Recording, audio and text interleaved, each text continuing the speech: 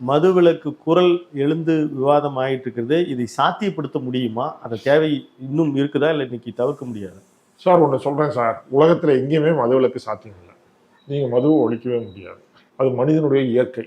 ஆனால் மது கட்டுப்பாடு என்பது அரசாங்கம் கொண்டு வர வேண்டிய அடிப்படையான ஒரு அம்சம். பள்ளிக்கூடங்கள், மக்கள் கூடக்கூடிய இடங்கள்ல நீங்க திறந்து வைக்கிறது, மது விற்பனையை டார்கெட் பண்றது, இதெல்லாம் மிகப்பெரிய அயோக்கியத்தனம்ன்றதான் நம்ம சொல்ல வர்றது.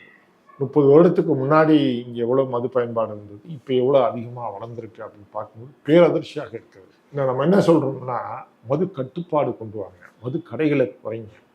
ஏன்னா மது குடிக்கிறது ஒரு தவறான அம்சம்ன்ற ஒரு சமூக கருத்தாக்கத்தை உருவாக்கு. குறிப்பாக அடித்தட்டு மக்களுக்கு தரமான கல்லு, புரியுதுங்களா, அதை உறுதிப்படுத்தும். கல்லு குடிக்கிறதுனால ஒருத்தனுக்கு சாக மாட்டான். ஆனால் கல்லு மூலமா அது மாதிரி நடக்காது. ஏன்னா அது ஒரு ஆரோக்கியமான ஒரு பானம்.